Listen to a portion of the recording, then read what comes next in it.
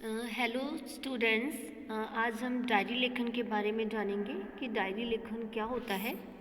So let's start this video.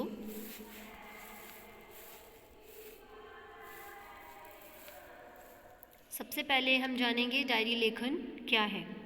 Diary अर्थात जो प्रतिदिन लिखी जाए। डायरी का मतलब होता है डायरी जो है एक इंग्लिश वर्ड है, इसको हम हिंदी में दैनंदिनी कहते हैं। ठीक है। सो हर दिन की विशेष घटनाएं जो है जिसका हमारे मन पर बहुत ही ज़्यादा प्रभाव पड़ा हो या जिसको हमने बहुत अनुभव किया हो, तो वो सब चीज़ों को हम डायरी में लिखते हैं। जैसे कुछ लोगों को हैबिट होती है डायरी लिखने की, तो रोज़ उनकी ज़िंदगी में जो भी घटनाएं घटित होती हैं, चाहे वो नॉर्मल हो या फिर बहुत ज़्यादा स्पेशल, तो उसको वो डायरी में लिखते हैं। तो अब हम देखेंगे डायरी लेखन के क्या उद्देश्य होते हैं। सबसे पहले व्यक्ति जो बात दूसरों को समझा पाने अथवा व्यक्त कर पाने में असमर्थ होता है, उसे वो डायरी में लिख लेता है। डायरी सही अर्थ में एक सच्चे मित्र की तरह होती है, जिसे हम सब कुछ बता सकते हैं। इसमें प्रतिदिन की विशेष घटनाओं को लिखकर हम उन्हें यादगार बना सकते हैं। जैसे कुछ लोगों को कुछ बातें भूलने की आदत होती है, तो डायरी में लिखकर हम उन बातों को, उन घटनाओं को याद रख सकते हैं। जिस प्रकार हम फोटो देखकर उस अवसर की याद ताज़ा कर लेते हैं, उसी प्रकार डायरी के माध्यम से हम अतीत में लौट सकते हैं तथा अपने खट्टे मीठे अनुभवों को फिर से हम जीवित कर सकते हैं। तो ये थे डायरी लेखन के कुछ उद्देश्य। आइए हम देखते हैं डायरी लिखते समय हमें कौन कौन सी बातों का ध्यान रखना चाहिए। सबसे पहले हमें पृष्ठ पर ऊपर सबसे पहले हमें दिनांक लिखनी है। हम जिस दिन डायरी लिखने जा रहे हैं उस दिन की हमें दिनांक लिखनी है। उसके बाद में हमें दिन लिखना है और फिर लिखने का समय हमें लिखना है। तो ये 3 बातें हमें डायरी लिखते समय याद रखनी चाहिए। इसमें प्रायः सोने जाने से पहले लिखें, यानी डायरी को हमेशा सोने से पहले लिखना चाहिए, ताकि पूरे दिन में घटित सभी विशेष घटनाओं को हम लिख सकें। डायरी के अंत में अपने हस्ताक्षर करें, ताकि वह आपके व्यक्तिगत दस्तावेज बन सके। डायरी लिखते समय सरल व स्पष्ट भाषा का प्रयोग करें, यानी डायरी में हमें बिल्कुल ही इजी लैंग्वेज यूज़ करनी है। डायरी में दर्ज विवरण आपका बहुत बड़ा नहीं होना चाहिए, संक्षिप्त यानी छोटा होना चाहिए। उसमें हमें हमारे जो अनुभव हैं वो स्पष्ट रूप से व्यक्त होने चाहिए। डायरी में स्थान और तिथि का जिक्र ज़रूर होना चाहिए। इसमें अपना विश्लेषण, समाज आदि पर प्रभाव और निष्कर्ष दर्ज होना चाहिए, यानी उस घटना का हमारे पर क्या प्रभाव पड़ा, यानी जो भी घटना हम डायरी में लिख रहे हैं उसका विवरण जरूर दिया जाना चाहिए। तो ये थी डायरी लिखते समय कुछ महत्वपूर्ण बातें। आई होप आपको समझ में आई हैं।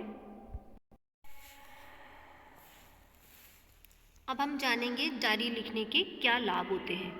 डायरी हमें अपने विचारों को व्यवस्थित करने में मदद करती है। इससे हम अपने कुछ निजी अनुभवों या राय के बारे में लिख सकते हैं। साथ ही दैनिक घटनाओं, विचारों और भावनाओं को इसमें दर्ज कर सकते हैं। इससे हम खुद को मानसिक तौर पर हल्का महसूस कर सकते हैं। यानी डायरी लिखने से क्या होता है, हमारे जो है मानसिक परेशानी यानी कि मानसिकता दूर होती है। उससे हम अपने आप को तरोताज़ा महसूस करते हैं और हमारे विचारों को भी एक नई दिशा मिलती है। ठीक है, तो ये डायरी लिखने के ये सब लाभ होते हैं। अब हम आपको कुछ उदाहरण दिखाएंगे डायरी लेखन के।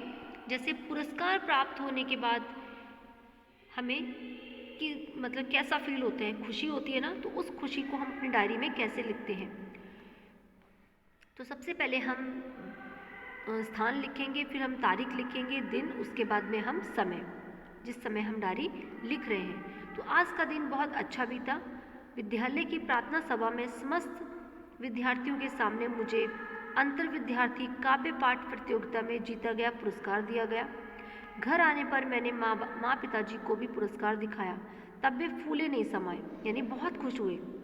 दादी माँ ने मुझे आशीर्वाद दिया। अब मैं खाना खाने के बाद सोने जा रहा हूँ। तो इस प्रकार से छोटी सी डायरी है। नेक्स्ट है वार्षिक परीक्षा की तिथि की घोषणा पर होने वाली प्रतिक्रिया, यानी आपकी वार्षिक परीक्षा है और उसकी जो तिथि आने वाली है उसके ऊपर आपका क्या एक्सपीरियंस है, आपकी क्या प्रतिक्रिया है, उसके बारे में आप लिखेंगे। तो डेट और ये सब स्थान का आपको लिखना ही है। उसके बाद आप क्या लिखेंगे, बीच का डिटेल हम पढ़ते हैं। आज वार्षिक परीक्षा की सूचना मिली। ना जाने क्यों मन में तरह तरह की आशंकाएं तिड़ने लगी। जब जब परीक्षा की घोषणा होती है दिल दहल जाता है। हर बार सोचता हूँ कि कक्षा में प्रथम स्थान लाने के लिए अपेक्षित मेहनत करूँगा, लेकिन दीर्घ सुरता के कारण असफल हो जाता हूँ। परीक्षा शब्द से ही मन में झुरझुरी होने लगती है। ऐसा लगता है मानो कोई बड़ी दुर्घटना होने वाली है। देखता हूँ इस बार क्या होता है। यानी अपनी वो फीलिंग लिख रहे हैं, परीक्षा से पहले होने वाली घबराहट, और लास्ट में अपना नाम लिखेंगे। कुछ और एग्जाम्पल्स हैं, जैसे परीक्षा में प्रथम आने पर खुशी। ठीक है, आज मैं बहुत खुश हूँ क्योंकि आज मेरी इच्छा पूरी हो गई। आज कक्षा में अध्यापिका ने सबके सामने परीक्षा परिणाम घोषित किया। जब उन्होंने सबसे अधिक अंक प्राप्त करके प्रथम आने वाली छात्रा का नाम लिया, तब मुझे अपने कानों पर विश्वास नहीं हुआ, क्योंकि वह छात्रा कोई और नहीं, मैं ही थी। सभी साथियों ने मेरी प्रशंसा की। घर आने पर मैंने माँ, पिताजी, दादी, दादा को रिपोर्ट कार्ड दिखाया तो वे बहुत खुश हुए और मुझे ना जाने कितने आशीर्वाद दिए। तो इस तरीके से ये भी सेम पहले वाला जो हमने एग्जाम्पल देखा था उसी की तरह है, उसी से मिलता जुलता है। दूसरा है अच्छे दोस्त के चले जाने पर, यानी कि आपका दोस्त आपसे बिछड़ जाता है तो उसके बारे में आपको कैसा फील होता है। जैसे आज मेरा मन बहुत उदास है क्योंकि मेरे बचपन का दोस्त कुणाल दिल्ली छोड़कर इलाहाबाद जा रहा है। उसके पिताजी का तबादला हो गया।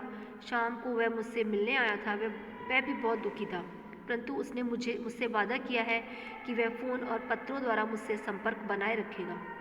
कुणाल जैसा मित्र पाना बड़ी खुशकिस्मती की बात है। मैं ईश्वर से यही प्रार्थना करूंगा कि दूर जाने पर भी हमारी मित्रता में दूरी न आए। हमारा मित्र वीरेन। तो इस टाइप से एक लास्ट एग्जाम्पल है, परीक्षा में कम अंक लाने पर अपने गुण दोष की समीक्षा करना।